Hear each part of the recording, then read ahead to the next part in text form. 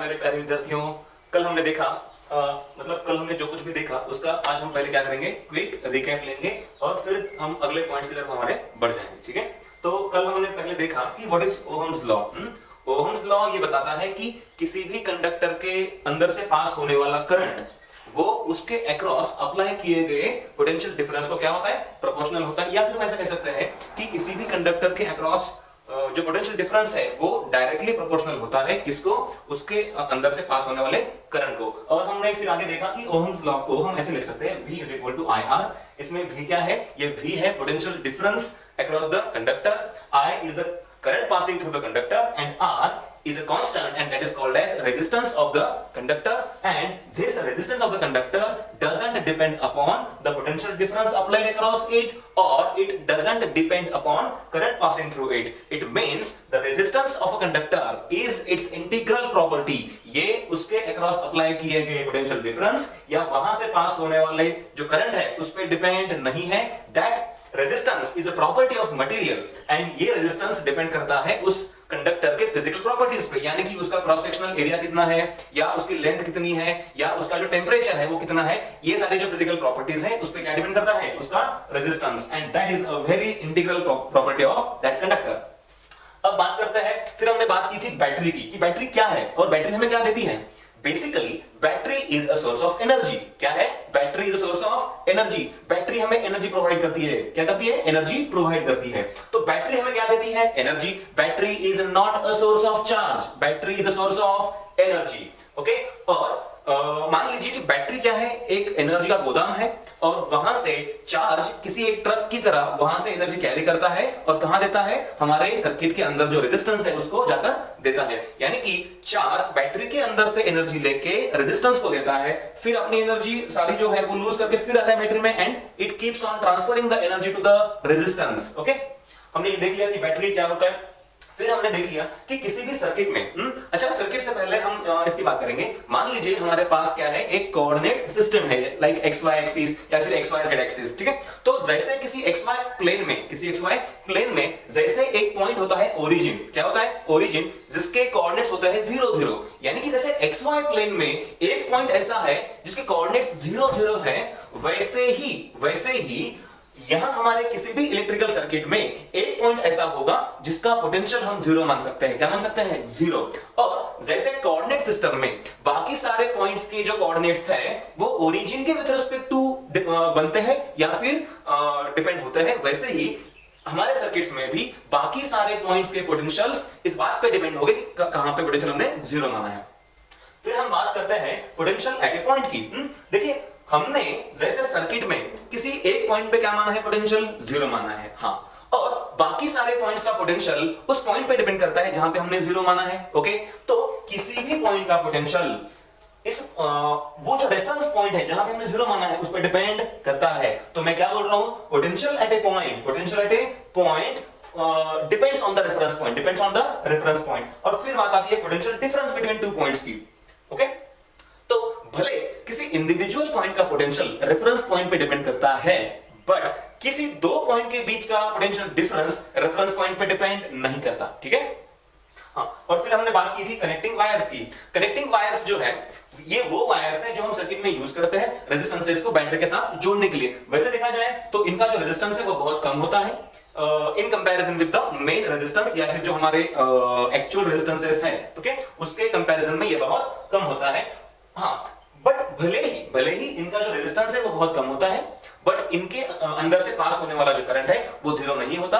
Actually connecting wires का resistance, ठीक है, कुछ प्रैक्टिकली होता ही है, मतलब भले छोटा हो बट रेजिस्टेंस कुछ ना कुछ होता है इसके अक्रॉस का। ठीक है, मतलब इनका रेजिस्टेंस भले ही 0 हो, इनके अंदर से पास होने वाला करंट 0 नहीं होता। ओके, तो हमने कल इतना सब कुछ देख लिया है, तो आज हम आगे बढ़ेंगे और आज हम पढ़ेंगे सर्किट थ्योरी। क्या पढ़ेंगे हम? आज हम पढ़ेंगे बेसिक सर्किट थ्योरी। कुछ और बातें हैं जो मैं स्किप करने वाला हूं कौन सी बातें हैं कि मान लीजिए कि कोई रेजिस्टेंस है, तो उस रेजिस्टेंस के अंदर क्या होता है, किसी रेजिस्टेंस के अंदर क्या होता है, इलेक्ट्रॉन्स की स्पीड कितनी होती है, ड्रिफ्ट वेलोसिटी क्या होता है, फिर किसी रेजिस्टेंस का जो रेजिस्टेंस है या फिर किसी कंडक्टर का जो रेजिस्टेंस है वो उसके क्रॉस सेक्शन पे, उसकी लेंथ पे कैसे डिपेंड करता है, उसका फॉर्मूला क्या होता है, या फिर हम बोल सकते हैं कि किसी रेजिस्टेंस का जो टेम्परेचर है, या फिर हम बोल सकते हैं कि किसी कंडक्टर का जो रेजिस्टेंस है वो टी पे यानी कि टेम्परेचर पे कैसे डिपेंड करता है। ये बातें हम थोड़ी देर के लिए स्किप करने वाले हैं। हो सकता है कुछ 11वीं के स्टूडेंट्स ये वीडियोस देख रहे हो और मैं चाहता हूं कि उनके लिए ये वाला जो पार्ट है, कौन सा वाला जो मैंने अभी कहा कि जो मैं बातें स्किप करने वाला हूं, लाइक हम बोल सकते हैं कि ड्रिफ्ट वेलोसिटी या फिर उसके अंदर मतलब ये रेजिस्टेंस कैसे डिपेंड करता है अपने क्रॉस सेक्शन या फिर लेंथ ऑफ द कंडक्टर पे, और मैंने क्या कहा कि वो टी पे कैसे डिपेंड करते हैं कि जो टेम्परेचर है उस पे कैसे डिपेंड करता है। ये बातें हम थोड़ी देर बाद पढ़ेंगे, सारे पॉइंट्स कवर किए जाएंगे, इसमें कोई शक नहीं है, बट जो सीक्वेंस है वो ऐसी होगी कि तुमको सब कुछ मतलब समझ आ जाएगा, ठीक है। तो आज जो हम चालू करने वाले हैं वो है बेसिक सर्किट थ्योरी, और उसमें हम पढ़ेंगे कि रेजिस्टेंसेस को सीरीज में कैसे जोड़ते हैं, वहां करंट और रेजिस्टेंस में कैसा फर्क पड़ता है, फिर जोड़ेंगे पैरेलल में वहां क्या डिवाइड होता है और कैसे कैसे बाकी चीजें होती जाती है, ये हम पढ़ेंगे, ठीक है।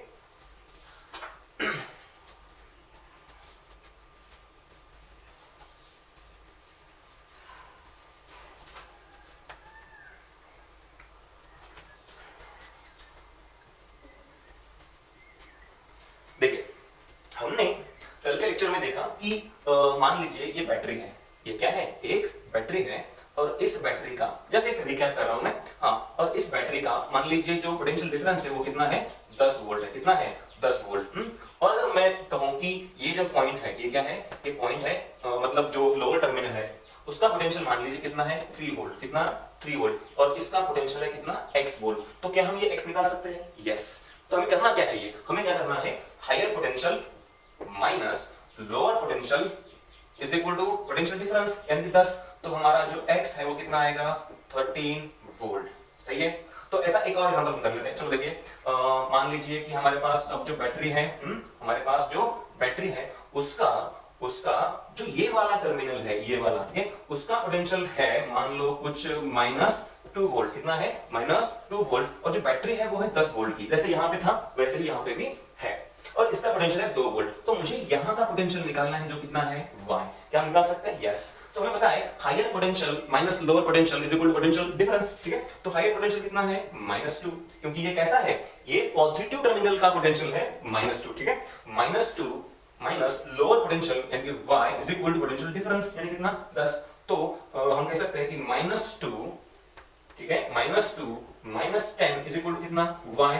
तो हम कह सकते हैं y is equal to -12 volt, कितना, -12 वोल्ट। तो इस पॉइंट का पोटेंशियल आएगा -12 वोल्ट। अगर हम थोड़ा सा और सोचे तो क्या कोई माइनस नंबर जितना छोटा होता है उसे बड़ा माना जाता है, ठीक है। मैग्नीट्यूड अगर बात करें मैग्नीट्यूड की तो दो भले ही छोटा हो पर ये -2 है और ये कितना है, -12।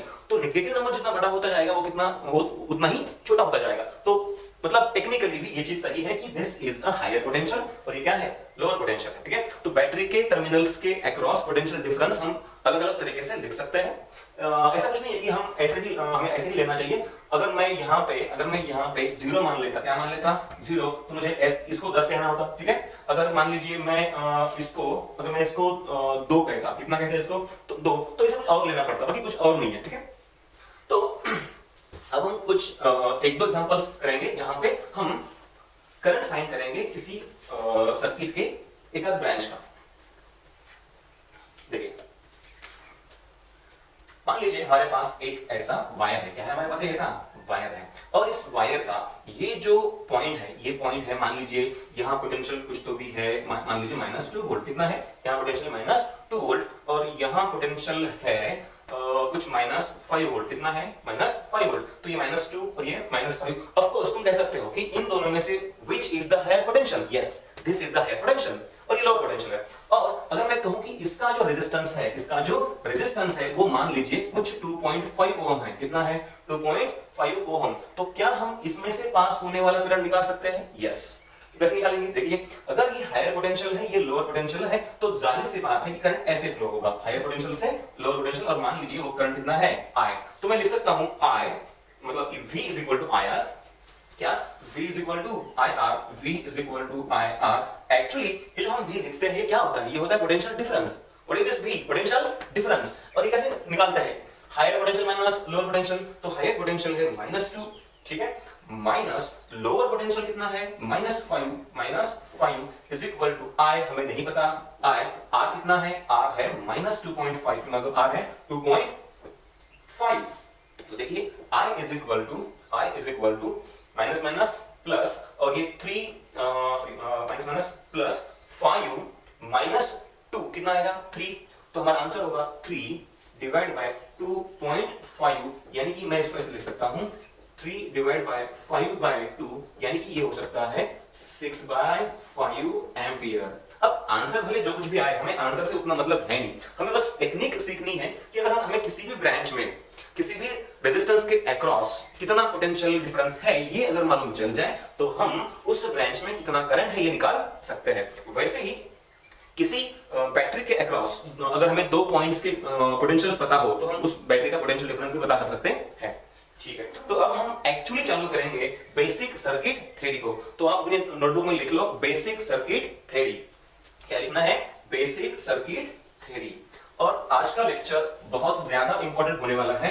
वैसे देखा जाए तो आज के लेक्चर में हम वो सारी छोटी छोटी बातें पढ़ेंगे जो बहुत इंपॉर्टेंट है और वो आगे जाके बहुत इंपॉर्टेंट रोल प्ले करेगी। ठीक है, तो write down basic circuit theory. क्या लिखना है, बेसिक सर्किट थ्योरी।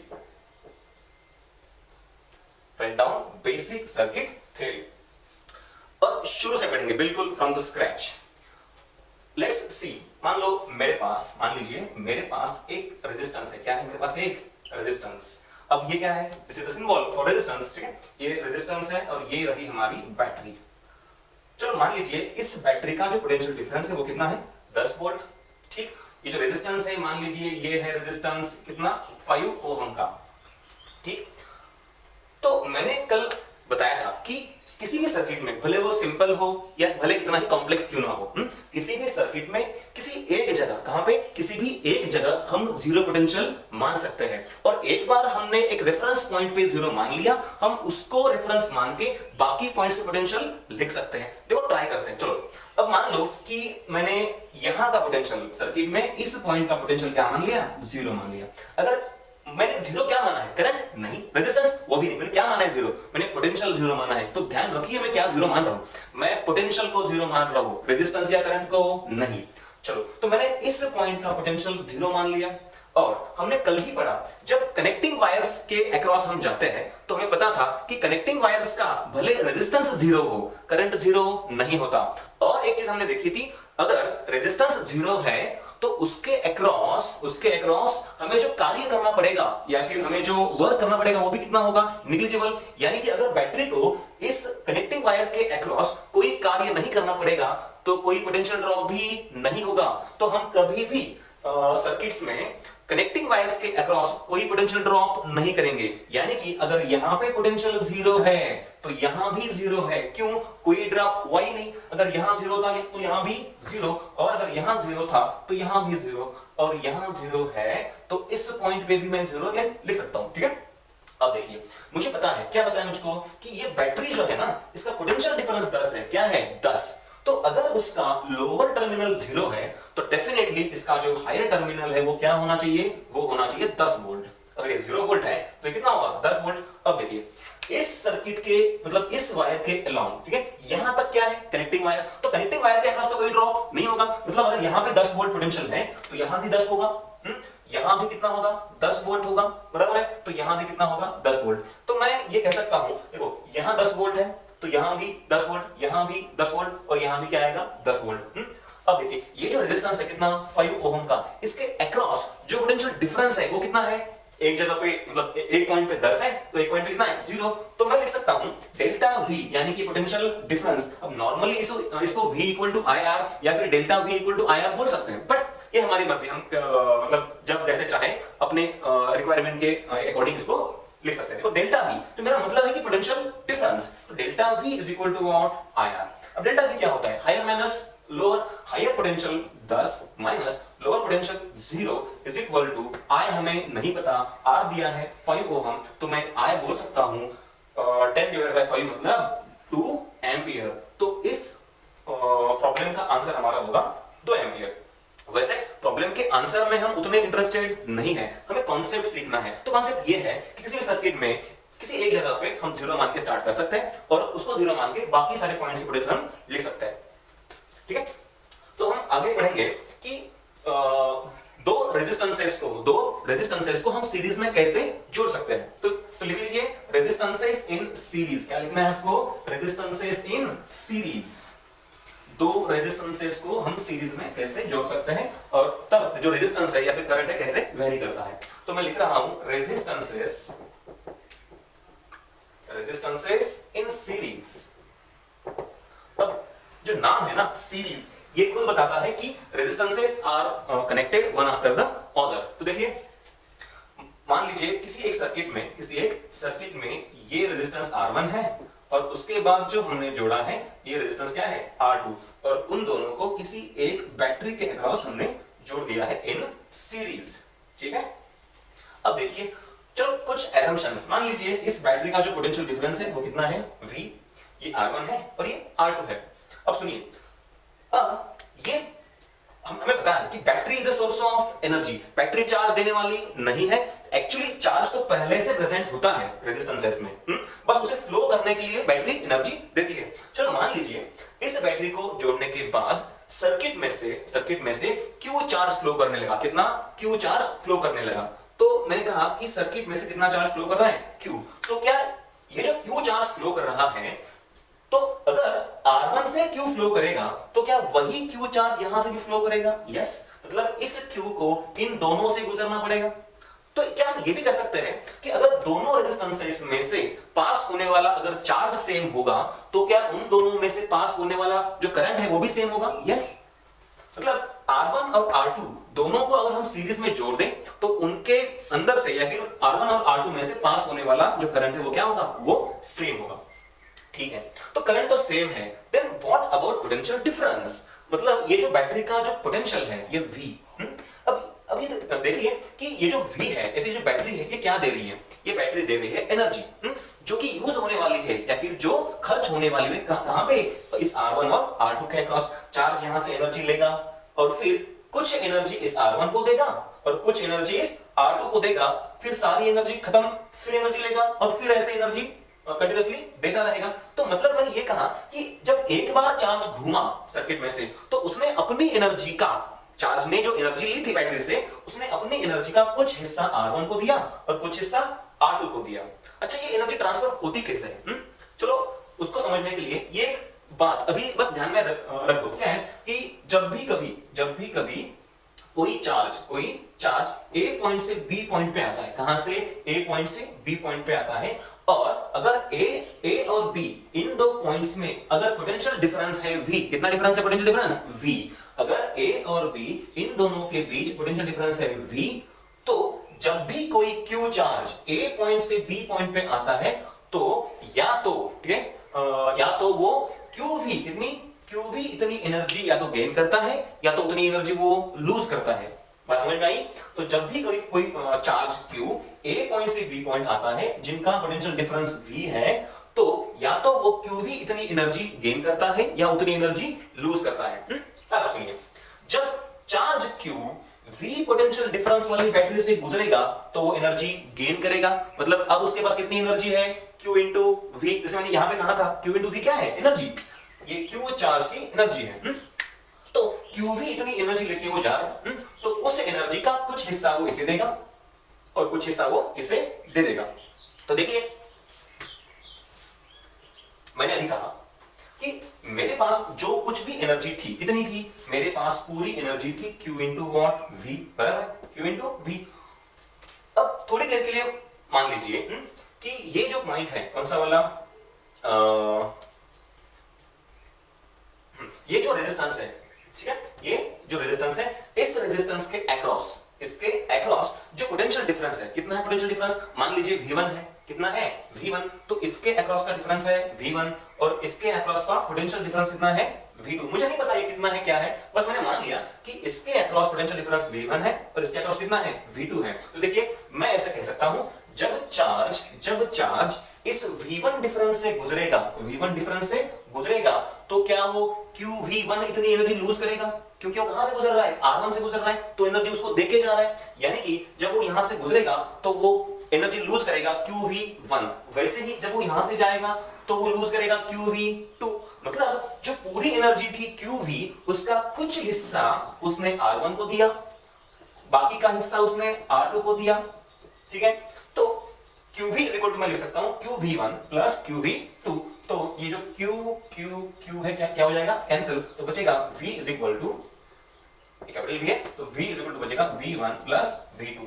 इसका क्या मतलब है, इसका ये मतलब है कि जो कुछ भी तुमने पोटेंशियल डिफरेंस अप्लाई किया था इस रेजिस्टेंसेस के अक्रॉस सीरीज में, तो वो जो पोटेंशियल डिफरेंस है वो इन दोनों ने बांट लिया, अब बराबर बांटा या कम ज्यादा बांटा वो हम बाद में पढ़ेंगे, बट ये बात तो तय है कि इस पोटेंशियल डिफरेंस को इन दोनों ने आपस में बांट लिया। कुछ पोटेंशियल डिफरेंस इसने ले लिया और कुछ इसने ले लिया, but the total sum of the potential differences is what, V। तो चलो ये एक बात तो तय हुई क्या, कि जब दो रेजिस्टेंसेस को हम सीरीज में जोड़ते हैं तो उनमें क्या सेम रहता है, उनमें जो चार्ज फ्लो होता है वो सेम रहता है, फिर उनमें से जो करंट फ्लो होता है वो भी कैसे रहता है, सेम। तो डिवाइड क्या होता है, पोटेंशियल डिफरेंस डिवाइड होता है। तो ये जो V है ना, ये V डिवाइड हुआ, कुछ यहां गया कुछ यहां गया, ठीक है। हाँ, तो इसको किसी एक और तरीके से भी हम समझ सकते हैं। मान लीजिए, वैसे जरूरी नहीं है, फिर भी देखो, मान लो कि हमको किसी ए शहर से सी वाले शहर जाना है। कहां जाना है, ए शहर से सी वाले शहर, और बीच में एक शहर आता है बी, ठीक है। तो और हम मान लीजिए कि बाइक पे निकले हैं, तो बाइक से जाते समय मान लीजिए मेरे पास कुछ पेट्रोल है 10 लीटर, कुछ तो भी है मान लीजिए, ठीक है। तो उस 10 लीटर पेट्रोल का कुछ हिस्सा ए से बी जाते वक्त यूज किया जाएगा और कुछ हिस्सा बी से सी जाते वक्त यूज किया जाएगा। मतलब मेरा जो 10 लीटर पेट्रोल था उसका कुछ हिस्सा यहां खर्च हुआ और कुछ हिस्सा यहां खर्च हुआ। In the same way charge ने जितनी एनर्जी कैरी की थी QV, उसका कुछ हिस्सा यहां खर्च होगा और उसका कुछ हिस्सा यहां खर्च होगा, बिल्कुल, ठीक है। अब पड़ता है कि दो रेजिस्टेंसेस को सीरीज में जोड़ने पर जो नेट रेजिस्टेंस होता है वो कितना होता है और हम उसको कैसे फाइंड कर सकते हैं। देखिए, अब चलो मान लेते हैं, एक बार फिर से स्टार्ट करते हैं। हमने दो रेजिस्टेंसेस को सीरीज में जोड़ दिया है, ठीक है। तो ये रहा R1 R2 और ये बैटरी है V। अब मान लो कि I इज द करंट, कितना है I is the net current या the total current passing through the circuit. अब अगर यहां से I जा रहा है तो यहां भी I पास होगा और यहां से भी I ही पास होगा। अब मैंने मान लिया या फिर हमने अभी देखा, क्या देखा हमने, कि कुछ पोटेंशियल डिफरेंस यहां डिवाइड हुआ और कुछ यहां गए, बराबर। तो क्या मैं मान सकता हूं कि यहां V1 है और यहां क्या है V2। तो चलो हम लिख सकते हैं अकॉर्डिंग टू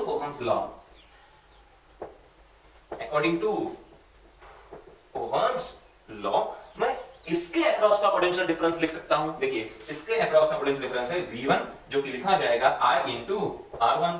सिमिलरली इसके लिए क्या लिख सकते हैं, V2 is equal to I into R2। देखिए, दोनों के लिए करंट सेम है, अलग अलग क्या है, पोटेंशियल डिफरेंस और रेजिस्टेंस। तो अब देखिए,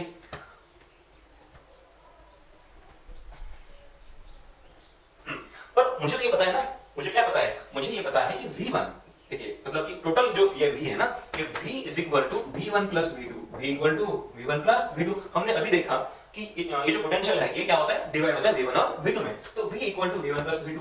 हाँ, अब देखिए, मान लीजिए इन दोनों का नेट समेशन, ये जो R1 और R2 है, इन दोनों का जो नेट रेजिस्टेंस है उसे मान लेंगे हम R। क्या मान लेंगे, R। और जो करंट पास हो रहा है वो कितना है, कैपिटल R।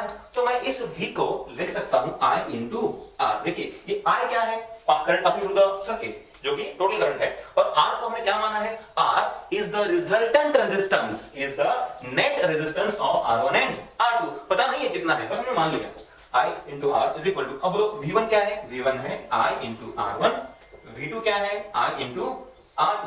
तो देखिए, I और I कैसे क्या होगा, कैंसिल। तो मैं लिख सकता हूं R equal to R1 plus R2। यानी कि एक बात हमें समझ में आई कि जब हम रेजिस्टेंसेस को सीरीज में जोड़ते हैं तो उनकी क्या होती है, सीरीज की एडिशन होती है। So this is R equal to R1 plus R2. अब एक एग्जांपल लेके हम समझेंगे कि जब दो रेजिस्टेंसेस को सीरीज में जोड़ने से जो करंट है और जो रेजिस्टेंस है उस पे कैसे फर्क पड़ता है। एक चीज तो अभी साबित हुई कि अगर मान लीजिए R1 के साथ हमने R2 को सीरीज में जोड़ा तो डेफिनेटली एक बात तो तय है कि उस सर्किट का जो रेजिस्टेंस है वो क्या होने वाला है, बढ़ने वाला है, इसमें कोई शक नहीं है। बस हम देखेंगे करंट पे क्या इफेक्ट हुआ, करंट पे क्या इफेक्ट होगा। Let's see through a problem, एक हम प्रॉब्लम करेंगे।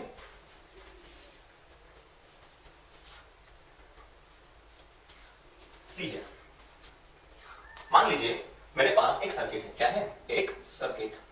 ये है तुम्हारा 5 ओम का रेजिस्टेंस और ये रहा 10 ओम का रेजिस्टेंस और इनको मैंने जोड़ा है किसी एक 10 वोल्ट की बैटरी को। ठीक है, ऐसा ही एक प्रॉब्लम हमने अभी किया था थोड़ी देर पहले, जहां पे हमने सिर्फ क्या जोड़ा था, सिर्फ 5 ओम जोड़ा था। कौन सी बैटरी को, 10 वोल्ट की बैटरी को। हमने तब ये नहीं जोड़ा था। ठीक है, अब हमने ये जोड़ दिया, इससे क्या होगा ये हम देखेंगे। So please pay attention. देखिए कि मैंने अभी देखा कि मान लीजिए यहां से जो करंट है वो कितना पास हो रहा है, कैपिटल I पास हो रहा है। अब हमने देखा कि R मतलब net resistance in series R is equal to होता है R1 प्लस R2। तो 5 प्लस 10 कितना हो जाएगा, 15, यानी कि इस सर्किट का नेट रेजिस्टेंस कितना हो जाएगा, 15 ओम। अब देखिए V is equal to IR, V is equal to IR, V मतलब पोटेंशियल डिफरेंस है 10, 10 is equal to I into what, 15 into 15, तो I आ जाएगा 10 डिवाइड बाय 15 यानी कि 2/3 एंपियर। मेरा आंसर क्या होगा, 2/3 एंपियर। अब आंसर वैसे उतना ज्यादा इंपॉर्टेंट नहीं है, वैसे प्रॉब्लम बहुत इजी था, बट हमें आंसर से कुछ सीखना है। देखिए पहले जब ये सिर्फ 5 ओम ही जोड़ा था तो हमारा आंसर आया था 2 एंपियर, और जब इस 5 ओम के साथ हमने 10 ओम को सीरीज में जोड़ दिया तो हमारा आंसर आ रहा है 2/3 एंपियर। और अगर आप सोचें या फिर थोड़ा सा समझें तो ये जो नंबर है ये लेस देन 1 है। क्या है ये, लेस देन 1। और एग्जैक्टली बात करूं तो ये है 0.66 एंपियर अप्रॉक्सीमेटली।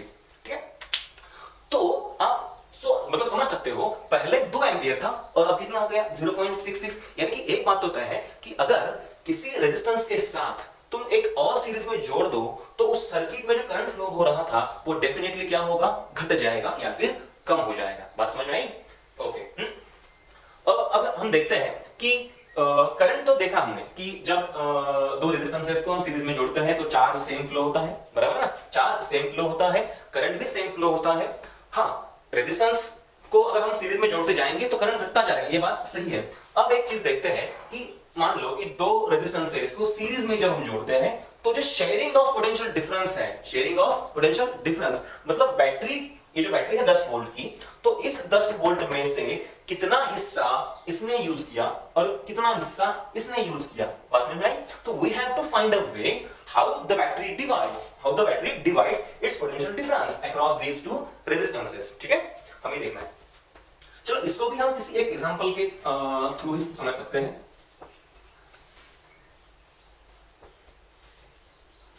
देखिए हमें पता है, हमें क्या पता है, ये है R1 और ये क्या है, R2, और ये जो बैटरी है इसका पोटेंशियल डिफरेंस कितना है, V है। कितना, V। हमने अभी कहा कि ये मान लीजिए करंट कितना है, I। तो अब बताइए कि I जो करंट है यहां से भी फ्लो हुआ और यहां से भी फ्लो हुआ, और इस V का कुछ हिस्सा यहां ड्रॉप हुआ और कुछ हिस्सा यहां ड्रॉप हुआ। मान लीजिए यहां V1 ड्रॉप हुआ, कितना, यहां V1 ड्रॉप हुआ और यहां V2 ड्रॉप हुआ। तो क्या मैं ये लिख सकता हूं V1, कौन सा, V1 is equal to IR1, सही है, V1 इक्वल टू IR1, और मैं लिख सकता हूं V2 इक्वल टू IR2। ठीक है, तो इस पर से ये बात सामने आएगी, I is equal to V1 by R1 और I is equal to V2 by R2। अब अगर इनको आप ध्यान से देखो तो I is equal to this and I is equal to this, तो मैं ये लिख सकता हूं कि V1 by R1 equal to V2 by R2, या फिर मैं ऐसे लिख सकता हूं V1 by V2 is equal to R1 by R2, यानी कि जो शेयरिंग ऑफ पोटेंशियल डिफरेंस है या फिर जो डिवीजन ऑफ पोटेंशियल डिफरेंस है उसका जो रेशियो है वो क्या होगा, R1:R2। तो जो रेशियो R1:R2 का है वही रेशियो क्या होगा, V1:V2 का है। मान लीजिए कि अगर R1 is to R2 है 2/3, कितना है 2/3, या मान लीजिए 4/5 है, कितना है 4/5। अगर R1 is to R2 4/5 है तो V1 is to V2 भी कितना होगा 4/5, यानी कि इस बैटरी का पोटेंशियल डिफरेंस उस तरह से उन दोनों में डिवाइड होगा। अब ये तो बात हुई दो रेजिस्टेंसेस को सीरीज में जोड़ने की। अब बात करेंगे दो रेजिस्टेंसेस को पैरेलल में जोड़ने की। कैसे पैरेलल में, मतलब one below the other.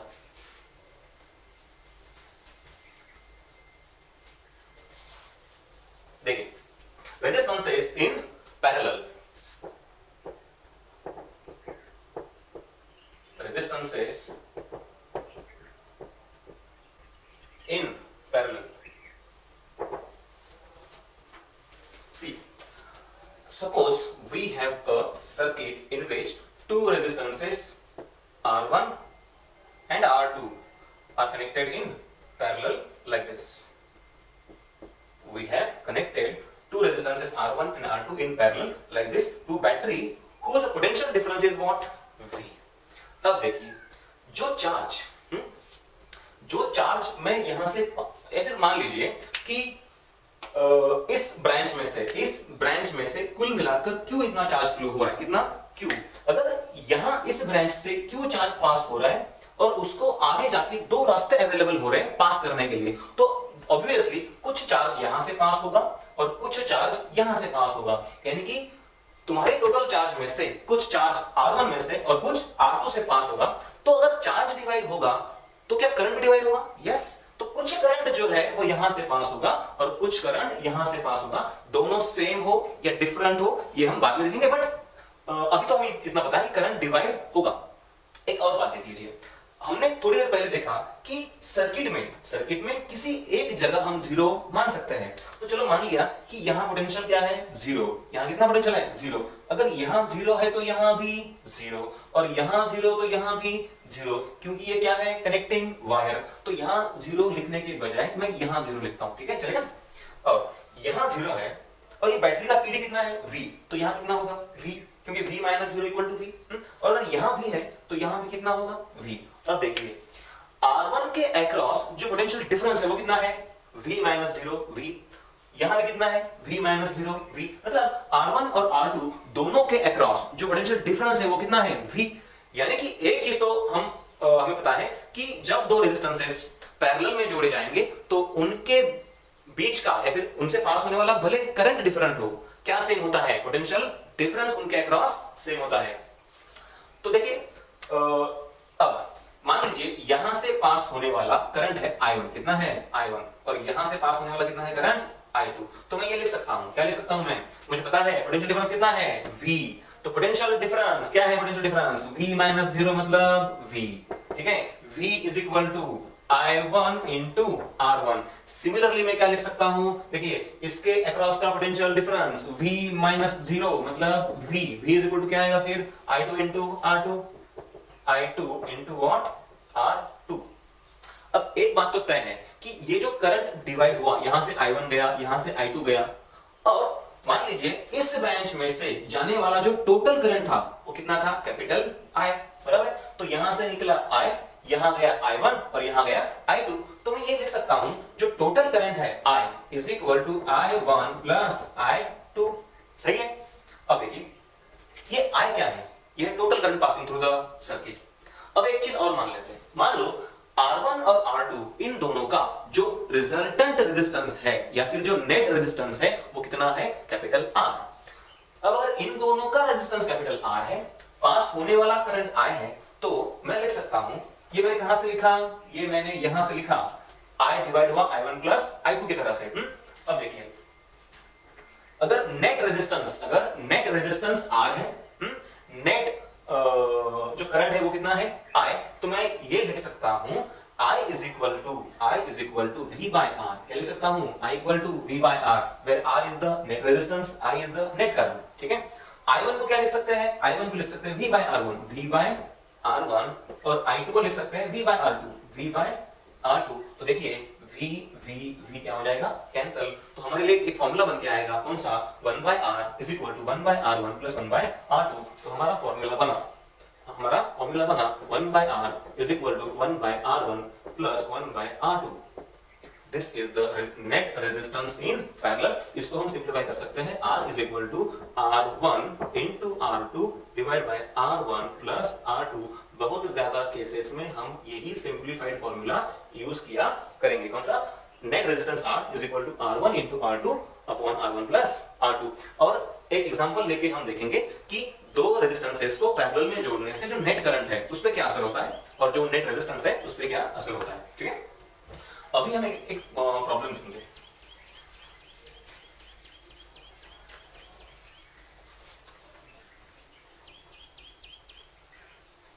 See it. For example, we have a circuit where there are two resistances, एक है 5 ओम का और दूसरा है 10 ओम का। कितना है? 10 ओम का। और उसको हमने जोड़ा है एक बैटरी में, जो कि पहले वाली ही बैटरी है हमारी 10 वोल्ट की। कितनी है? 10 वोल्ट की। और हमें पूछा है इस सर्किट से पास होने वाला करंट और इन दोनों का नेट रेजिस्टेंस। ठीक है, तो पहले निकालेंगे हम नेट रेजिस्टेंस। देखिए, तो नेट रेजिस्टेंस मुझे पता है, net resistance R is equal to क्या फॉर्मूला था? R1 into R2 upon R1 plus R2। तो R1 into R2 5, R1 into R2 10 divide by 5 plus 10, तो आंसर आएगा 50 डिवाइड बाय 50 डिवाइड बाय 15, यानी कि हम इसको लिख सकते हैं 5 10 और 5 3 यानी कि 10/3, या फिर सिंपलीफाइड फॉर्म इसको हम लिख सकते हैं 3.33 ओहम। जरूरत नहीं है, फिर भी हमने लिख दिया। कितना? 3.33 ओहम। तो लॉजिकली अगर सोचो तो तुम्हें समझ में आएगा जो नेट रेजिस्टेंस है वो इन दोनों के इंडिविजुअल से बहुत कम है। ये 5 है, ये 10 है, तो ये 3 है। मतलब जो net resistance of parallel combination है वो दोनों इंडिविजुअल रेजिस्टेंसेस से भी कम होता है। तो अल्टीमेटली क्या समझ में आया कि अगर तुमको किसी सर्किट का रेजिस्टेंस कम करना है तो किसी और एक रेजिस्टेंस को क्या कर दो? पैरेलल में जोड़ दो, तो रेजिस्टेंस क्या हो जाएगा? कम हो जाएगा। अब देखिए, मुझे क्या निकालना था? द नेट करंट भी निकालना था। क्या निकालना था? Net current. तो मुझे पता है V is equal to IR। क्या है? V equal to IR। V कितना है? 10 वोल्ट। ठीक है, I नहीं पता। R क्या है? नेट रेजिस्टेंस, दोनों की कॉम्बिनेशन का रेजिस्टेंस, वो है 10/3। कितना है? 10/3। 10 गेट्स कैंसल, तो आएगा I is equal to 3 ampere. कितना है? I equal to 3 ampere. अब थोड़ा रिकॉल कीजिए, जब हमने पहले 10 वोल्ट की बैटरी को सिर्फ 5 ओम जोड़ा था तो करंट था 2 एम्पियर। फिर 5 ओम के साथ हमने 10 ओम का जोड़ दिया सीरीज में, तब करंट हुआ 0.66 एम्पियर, यानी करंट घटा। तो सीरीज में जोड़ने से करंट घटा था। अब देखिए, हमने यहां क्या किया? 5 ओम को पैरेलल में जोड़ दिया 10 ओम, और जो फाइनल आंसर आया करंट का वो है 10 I इक्वल टू 3 एम्पियर। मतलब करंट इस केस में बढ़ा। हाँ, तो एक बात तय है कि पैरेलल में जब हम रेजिस्टेंस से जोड़ते हैं तो रेजिस्टेंस घटता है और जो नेट करंट है वो क्या होता है? बढ़ता है। Net current increases. ठीक, अब पैरेलल में क्या क्या होता है? पैरेलल में देखिए, जब दो रेजिस्टेंसेस पैरेलल में जोड़े जाएं इस तरह से, तो उनके अक्रॉस जो पोटेंशियल डिफरेंस है वो सेम रहता है, चार्ज डिवाइड होता है और चार्ज के साथ साथ करंट भी डिवाइड होता है। अब हमें क्या फाइंड करना है? हमें ये फाइंड करना है कि इन दो रेजिस्टेंस में से जो करंट पास होता है वो अपने आप को कैसे डिवाइड करता है। ठीक है, so we have to find ये I यहां से जो पास हो रहा है वो कैसे डिवाइड होता है। ठीक, तो हम ये भी मतलब यहां से देख सकते हैं, ये जो एग्जांपल है, देखिए ये I क्या है? ये I है 3 एम्पियर। मतलब यहां से पास होने वाला करंट कितना है? I equal to 3 ampere. ठीक है, इतना समझ में आया था? अब जरा देखिए, See here, pay attention. V equal to IR, V equal to IR. इसके अक्रॉस ड्रॉप 10, क्योंकि यहां 10 है तो ऑफ कोर्स यहां भी कितना होगा? 10। देखिए लॉजिक देखिए, 10। ठीक है, ये 0, ये 0, ये 0, तो ये भी 0, ये 0, ये बैटरी 10 वोल्ट की है तो यहां कितना आएगा? 10। ये 10, तो यहां भी 10, तो यहां भी कितना? 10। ये वोल्ट है। अब देखिए, इन दोनों के अक्रॉस, इसके और इसके भी ड्रॉप कितना है? 10 - 0 10, 10 - 0 10। ठीक है, तो देखिए ड्रॉप है इसके अक्रॉस का 10 - 0, तो V equal to IR। V is equal to what? IR वाला formula. V is equal to IR, तो ड्रॉप है 10 - 0 इज इक्वल टू I नहीं पता, चलो मान लिया I1। R1 कितना है? 5। कितना है? 5, तो I1 आएगा 10 डिवाइड बाय 5 यानी कि 2 एम्पियर। तो इस 3 एम्पियर का 2 एम्पियर वाला हिस्सा यहां से पास हुआ, ठीक।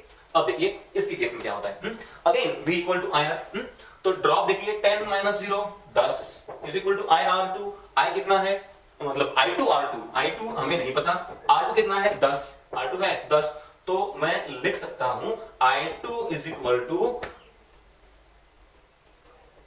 हाँ I2 is equal to what 1 एम्पियर, कितना आया 1 एम्पियर, यानी कि इस 3 एम्पियर का एक हिस्सा 1 एम्पियर वाला कहां से पास हुआ, यहां से पास हुआ 1 एम्पियर। और देखिए सम जो है, जो नेट समेशन है वो हमारा करेक्ट है, 3 यहां से निकला, 2 यहां पे गया और 1 यहां पे गया, और वही 2 फिर यहां पे आया, ये 1 यहां पे आया और फिर से 3 बल्कि यहां से पास किया, ठीक है।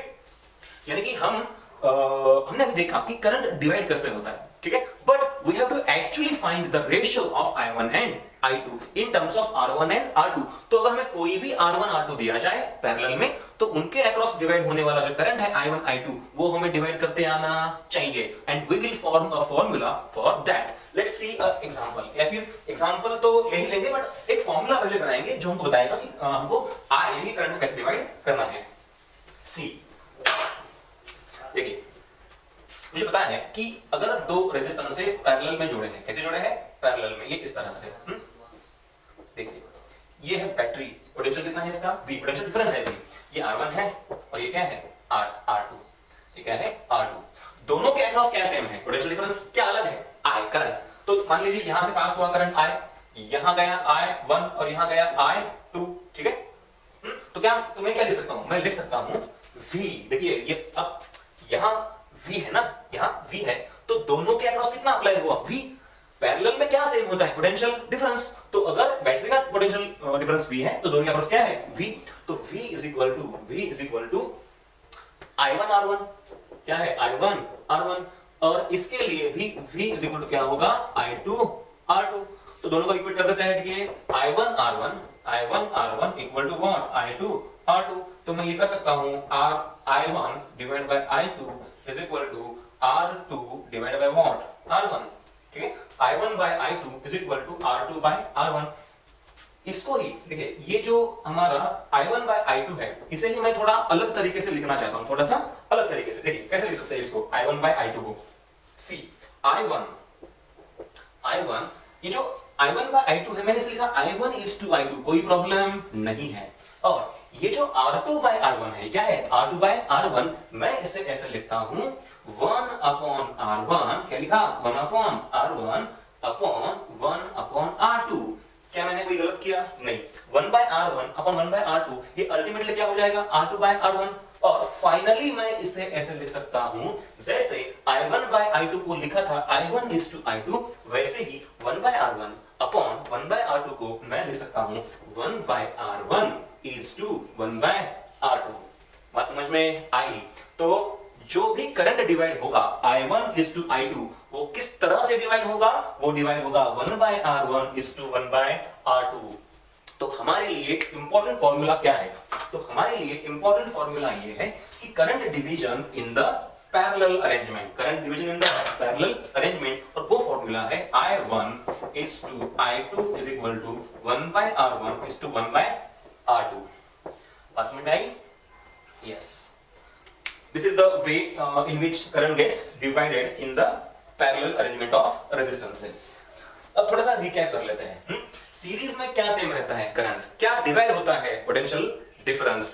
पैरेलल में क्या सेम रहता है पोटेंशियल डिफरेंस, क्या डिवाइड होता है करंट। सीरीज में मतलब किसी रेजिस्टेंस के साथ किसी और को सीरीज में जोड़ने से क्या घटता है करंट, क्या बढ़ता है रेजिस्टेंस।